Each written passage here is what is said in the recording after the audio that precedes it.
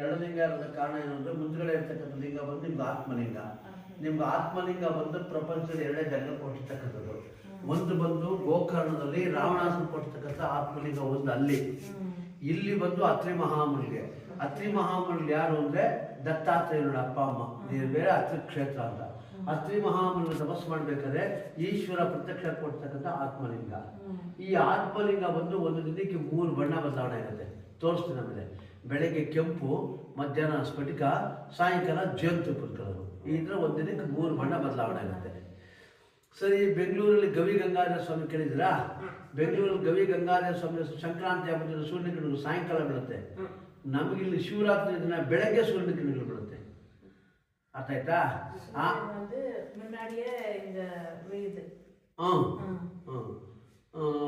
ಸರಿ ಅಂತ ಹೇಳ್ಬಿಟ್ಟು ಆಮೇಲೆ ಕೃತಿಯುಗದಲ್ಲಿ ದೇವಸ್ಥಾನ ಕಟ್ಟಿಲ್ಲ. ಕೃತಿಯುಗದಲ್ಲಿ 5 ದೇವರನ್ನು ಪ್ರತಿಷ್ಠೆ ಮಾಡಿರೋದು. ಕಲಿಯುಗದಲ್ಲಿ ದೇವಸ್ಥಾನ ಕಟ್ಟಿರ್ತಕ್ಕಂಥದ್ದು. ಕೃತಿಯುಗ, ತ್ರೇತಾಯುಗ, ದ್ವಾಪರಯುಗ, ಕಲಿಯುಗ 3 ಯುಗಗಳು ದೇವಸ್ಥಾನ ಇರಲ್ಲ, ದೇವರು ಮಾತ್ರ ಇರುತ್ತೆ ಅಷ್ಟೇ. ಆಮೇಲೆ ಕಲಿಯುಗದಲ್ಲಿ ಕೃಷ್ಣ ದೇವರ ಇರ್ತಾವೆ ದೇವಸ್ಥಾನ ಕಟ್ಟೋದು. ಕೃತಿಯುಗದಲ್ಲಿ ಈ 5 ದೇವರನ್ನು ಪ್ರತಿಷ್ಠೆ ಮಾಡ್ಬೇಕಾದ್ರೆ ಯಾವ್ದಾದ್ರು ಅಂದ್ರೆ ಗಣಪತಿ, ಪಾರ್ವತಿ, ಬಗಲಾಮುಖಿ, ಮಾರಮ್ಮ, ಈಶ್ವರ.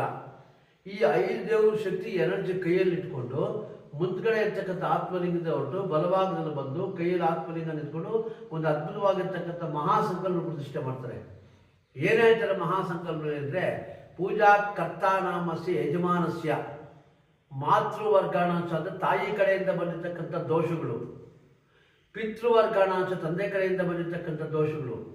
ಈ 2 ದೋಷಗಳು ಸೇರಿಕೊಂಡು ಇಹಜನ್ಮ, ಅಂತರ್ಜನ್ಮ, ಅಂತರಾಂತರ್ಜನ್ಮ, ಪುನರ್ಜನ್ಮ, ಶಿಶು ಹತ್ಯೆ, ಗೋಹತ್ಯೆ, ಬ್ರಾಹ್ಮಣ ಹತ್ಯೆ, ಮಾರ್ಜಾಲ ಹತ್ಯೆ, ಸರ್ಪ ಹತ್ಯೆ, ಬಿಲ್ವ ವೃಕ್ಷಚ್ಛೇದನ, ಔದಂಬರ ವೃಕ್ಷಚ್ಛೇದನ, ವಿಗ್ರಹ ಸ್ಫೋಟೇನ, ಸರ್ವದೋಷೇಣ. ಅಂದರೆ ತಪ್ಪು ಮಾಡಬಾರ್ದು. ತಪ್ಪು ಮಾಡಿದ್ರೆ ಪ್ರಾಯಾಶ್ಚಿತ.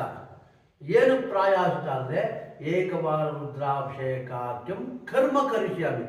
ಬಂದಿರತಕ್ಕಂಥ ಕರ್ಮಗಳನ್ನು ಕಳ್ಕೊಳ್ಳೋದಕ್ಕೋಸ್ಕರ ಮಾಡ್ತಕ್ಕಂಥದ್ದೇ ರುದ್ರಾಭಿಷೇಕ ಅಂತ ಹೇಳ್ಬಿಟ್ಟು ಆಗ ಈ 5 ದೇವರನ್ನು ಪ್ರತಿಷ್ಠೆ ಮಾಡ್ತಕ್ಕಂಥದ್ದು. ಅರ್ಥ ಆಯ್ತಾ? ಬನ್ನಿ ಯಜಮಾನ್ರೆ, ಬಣ್ಣ ನೋಡಿ. ಆಮೇಲೆ ತಿರ್ಗಾ ನೋಡ್ಕೊಳ್ಳೋದು ನೀವು. ತಿರ್ಗಾ ಆಮೇಲೆ 4 ಗಂಟೆವರೆಗೂ